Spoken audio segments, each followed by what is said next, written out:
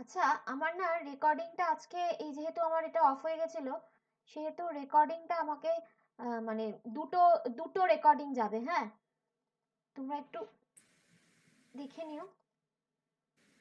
Okay ma'am.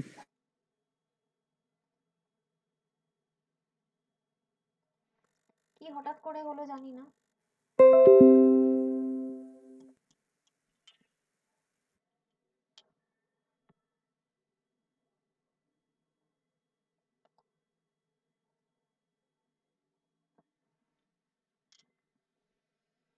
গৌরব কি পাঠিয়েছে দেখি।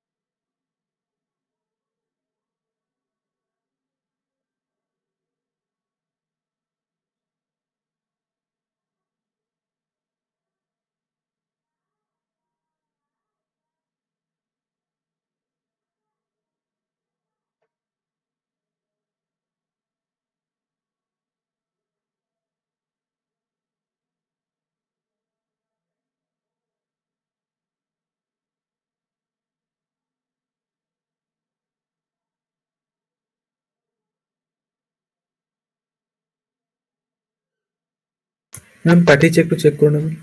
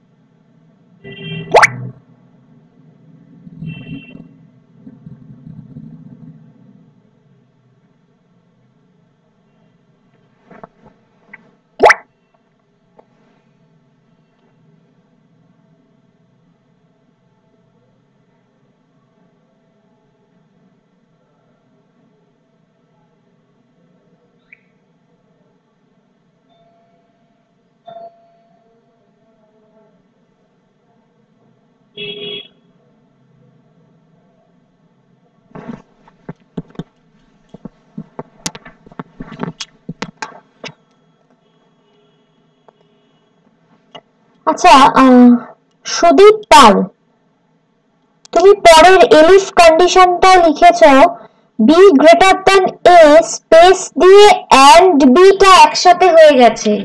ওটা বলে অ্যান্ড বি নেওয়া মানে হচ্ছে ওটা অ্যাম্পারসেন্ট বি, ওটা অ্যাড্রেস হয়ে যায়, ওখানে সব গন্ডগোল হয়ে গেছে।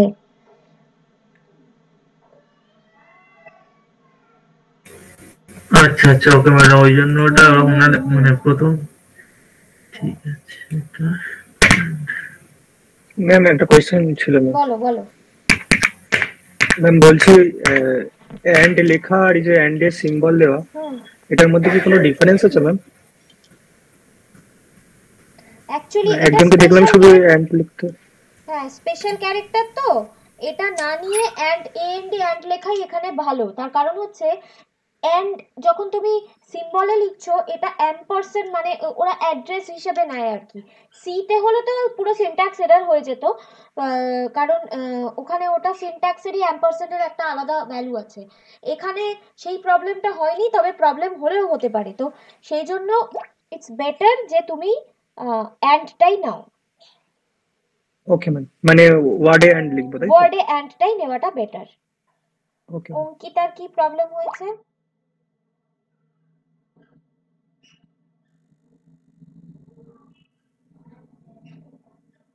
a is not defined। আচ্ছা, তুমি ভেরিয়েবল নিয়েছো xyz, এবার ওখানে কি দেখাচ্ছ ab, কি করে হবে অঙ্কিতা? ইয়েস ম্যাম, বুঝতে পেরেছি। ঠিক আছে ম্যাডাম, ওটা হয়ে গেছে, অ্যান্ড মানে ওয়ার্ডে লিখতে ওটা হয়ে গেছে, সমস্যার সমাধান হয়ে গেছে। হ্যাঁ, ঠিক আছে। আচ্ছা, এবার আমি দেখিয়ে দিই। দেখানোর কিছু নেই, সবাই যে করেছো, বাট একটা জিনিস একটু আমার বোঝানোর দরকার আছে। সেটা হচ্ছে অনেকে যেটা করেছো,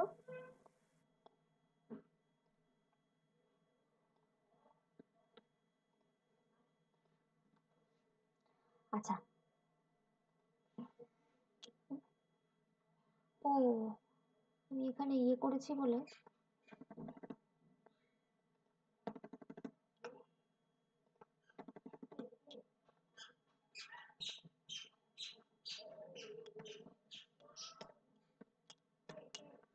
আচ্ছা, তিনটে ইনপুট নিলাম, তারপরে যারা ইকুয়ালের ওটা করেছো, if X equal to Y equal to Z, হ্যাঁ ওটা করলেও চলবে, তা করলেও চলবে, কোনো অসুবিধা নেই।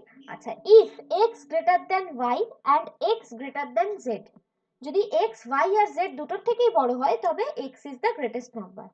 এরপরে পরের লাইনে সবাই করেছো Y greater than ma'am Z. হ্যাঁ হ্যাঁ আপনি টাইপ করছেন? টাইপ করছি মানে? মানে আপনি কি স্ক্রিনে টাইপ করছেন? কেন বলো তো?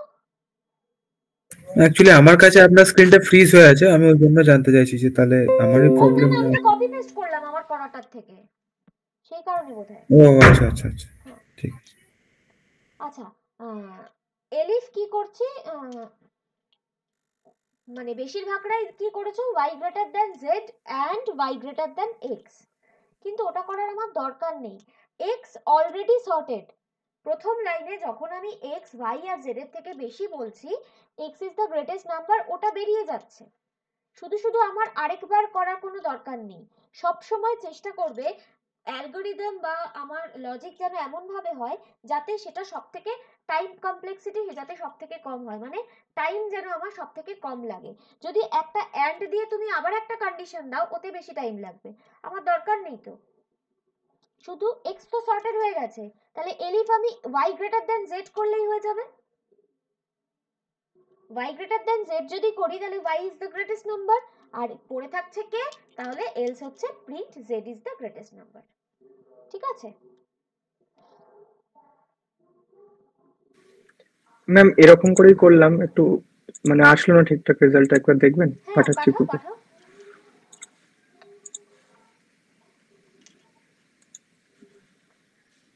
গৌরব, আচ্ছা গৌরবেরও কি একটা এরর, না গৌরবের এরর আসেনি।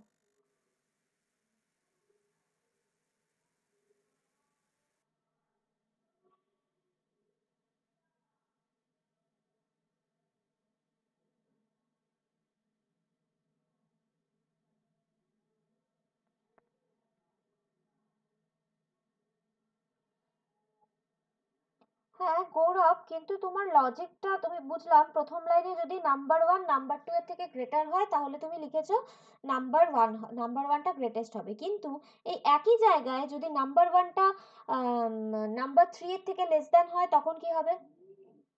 তখন তো ও নাম্বার ওয়ানটা গ্রেটেস্ট হতে পারে না,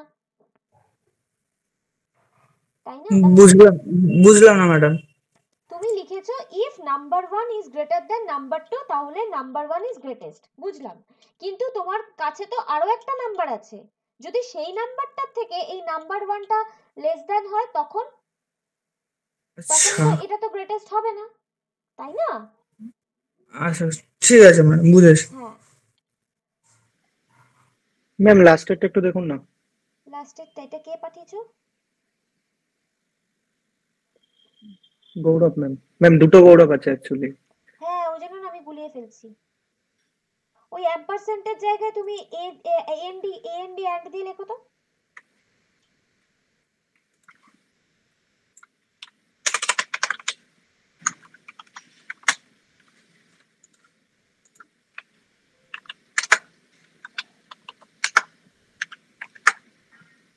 হয়ে গেছে ম্যাম, ঠিক আছে। হয়েছে না? হ্যাঁ হুম।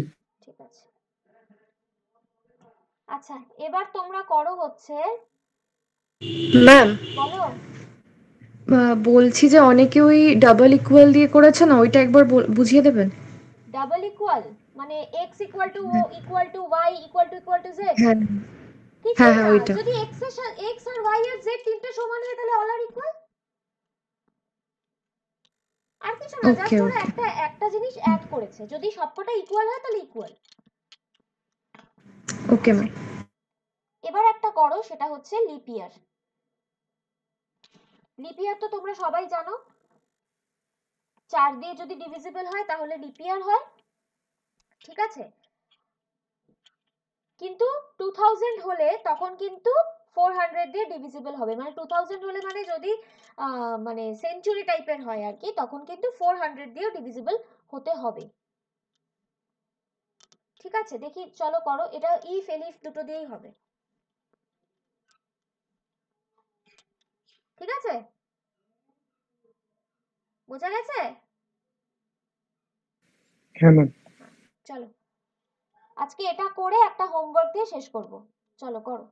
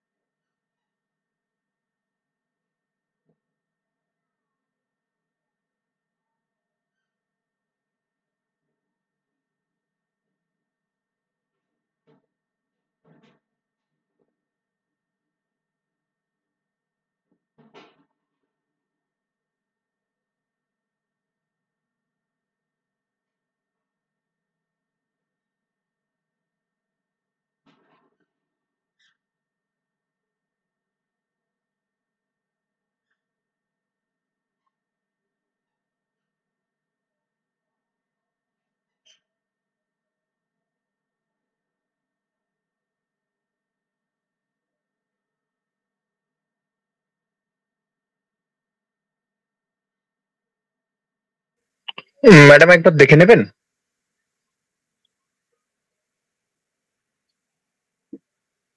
হ্যালো।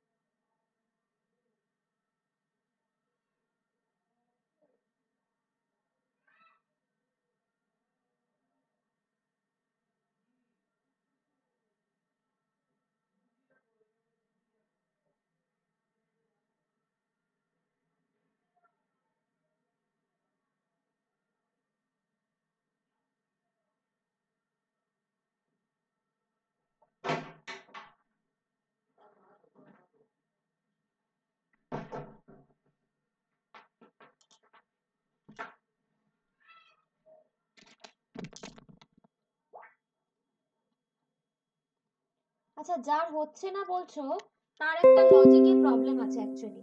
আমি দেখাচ্ছি তাহলে ক্লিয়ার হয়ে যাবে। আর বেশিরভাগই দেখছি ওই 100 এর ইয়েটা দাওনি, 100 এর কন্ডিশনটা দাওনি। 100 এর কন্ডিশনটা একটু দিতে হবে।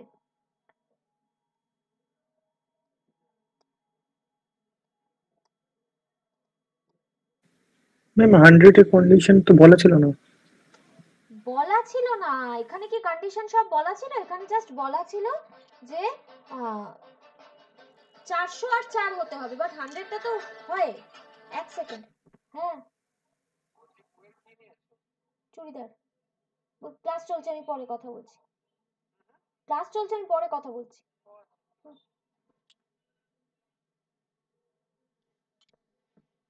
আচ্ছা দাঁড়াও, একবার আমি একটু রান করে নিই। ও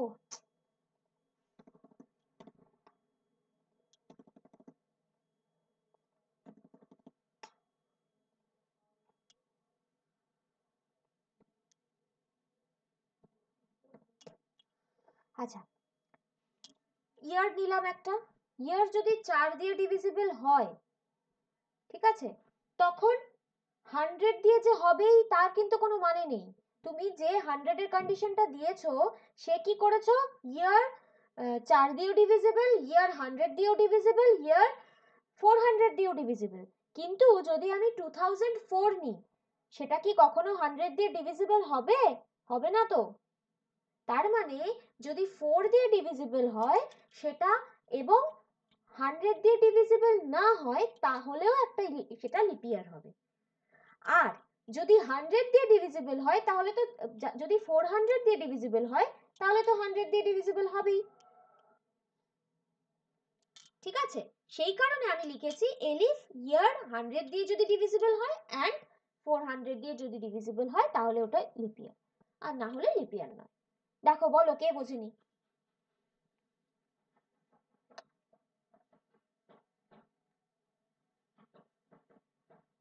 কেউ আছে, কেউ বোঝেনি?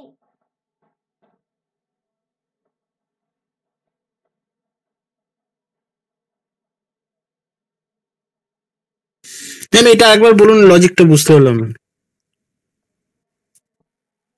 যদি 4 দিয়ে ডিভিজিবল হয়,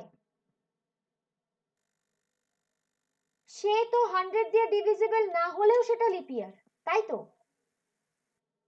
যেমন 2004, এটা 4 দিয়ে ডিভিজিবল, কিন্তু 100 দিয়ে তো ডিভিজিবল নয়। ওকে, হ্যাঁ বুঝতে পেরেছি এবার। হ্যাঁ বুঝছো?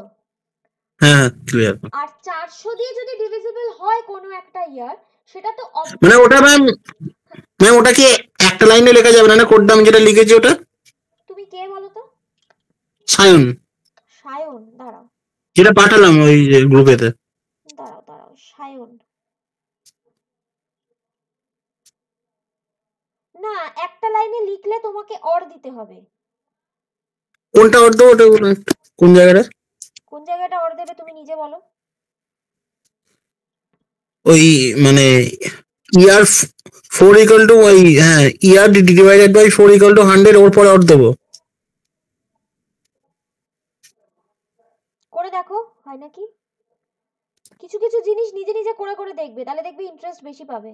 সবকিছু জিজ্ঞাসা করলে তো হয়ে গেল, দেখো না, নিজে করো না। ম্যাম বলছি সেকেন্ড লজিকটা একবার বলবেন? মানে ওই 4, মানে যেটা 4 দিয়ে ডিভিজিবল 100 দিয়ে নাও হতে পারে, ওটা বুঝেছি। আর সেকেন্ডটা হচ্ছে 4 দিয়ে ডিভিজিবল, 400 দিয়ে ডিভিজিবল হলে 100 দিয়েও ডিভিজিবল হবে, দুটোই হবে, কারণ 400 এর পরে তো দুটো শূন্য আছে, হ্যাঁ ইয়েস ইয়েস। তাই না? হ্যাঁ ম্যাম ওটা হয়ে গেছে, অর দেওয়ার পর কোথায় অর দিয়েছো? ওই 4 ইকুয়াল টু 0, ওটা পর ইয়ার 4 ইকুয়াল টু 0। না, ওখানে কেন হবে? আমাদের দেখা যায় 2000 ইজ এ লিপ ইয়ার, মানে শো করে দাও। হতে পারে, ওটা একটা কন্ডিশনের জন্য হয়েছে। ও অরটা হবে হচ্ছে এইটার পরে অর ইয়ার, এই জায়গাটায় হবে ইয়ার মড 400, বুঝতে পারলে? ওকে ওকে।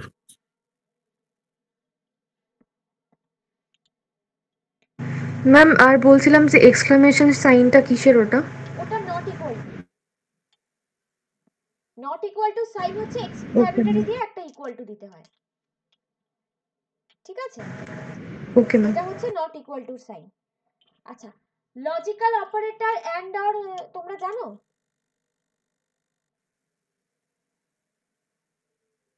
অর দিয়ে তো একজন বললো সে তো জানে দেখলাম, সবাই কি জানে এন্ড অর? হ্যাঁ ম্যাম, মোটামুটি জানি। না ম্যাম, বলে দিন একটু। হ্যাঁ, আমি একটু বলে দিচ্ছি। লজিক্যাল অপারেটর হচ্ছে এন্ড আর অর আর নট। এন্ড মানে হচ্ছে এই যে আমি দেখো দুটো কন্ডিশন দিয়েছি, এটা এন্ড এটা। এন্ড মানে হচ্ছে দুটো কন্ডিশনই হতে হবে, তবে আমার মানে প্রিন্টটা হবে। আর অর মানে হচ্ছে যে কোনো একটা কন্ডিশন হলেই আমার প্রিন্টটা হবে। যদি আমি এখানে অর লিখতাম, এন্ড এর জায়গায় অর লিখতাম, তাহলে এটা কি হতো যে হয় 4 দিয়ে ডিভিজিবল, নয় 100 দিয়ে মানে ডিভিজিবল নয়, যে কোনো একটা কন্ডিশন হলেই ওটা লিপ ইয়ার হবে। আর এন্ড মানে হচ্ছে দুটোই হতে হবে, বুঝতে পারলে? Clear? Yes ma'am. Yes ma'am. Are not মানে হচ্ছে যেটা দেবে তার উল্টোটা। তুমি ধরো যেটা দিলে তার উল্টো রেজাল্ট আসবে, অপোজিট আসবে। মানে 0 দিলে 1, 0 দিলে 1 হয়ে গেল, 1 দিলে 0 হয়ে গেল, জাস্ট অপোজিট, ট্রু ফলস এর মতো, ঠিক আছে? এই হচ্ছে আমাদের লজিক্যাল অপারেটর। আচ্ছা, এরপরে আমি একটা অঙ্ক দিচ্ছি, সেটা কিন্তু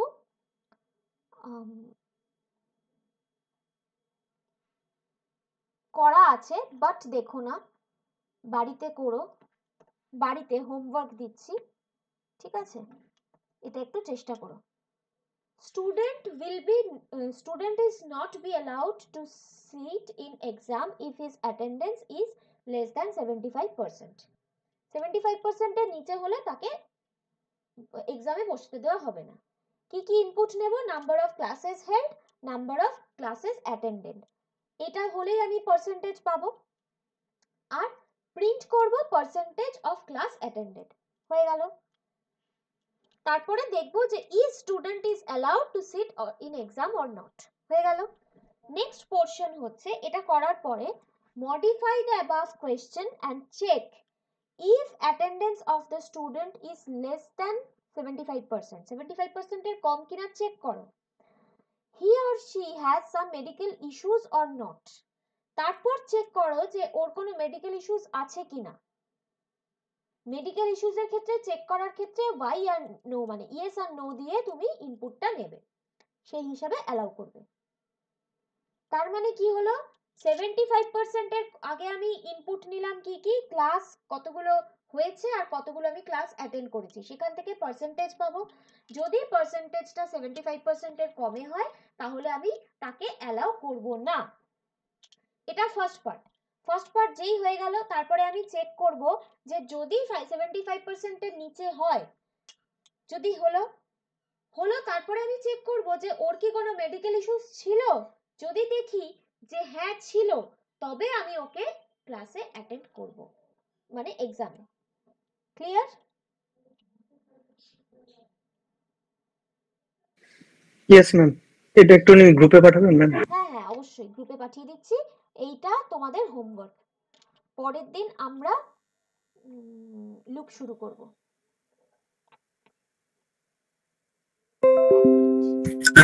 ম্যাম, ওনার একজন স্যার যিনি ক্লাস নেবেন, ওনার ক্লাসটা কবে থেকে শুরু হবে? ওনার ক্লাসটা বোধহয় জানুয়ারি থেকে ওই সানডে করে হবে, ওই সকালের দিকে হবে বোধহয়। আচ্ছা আচ্ছা।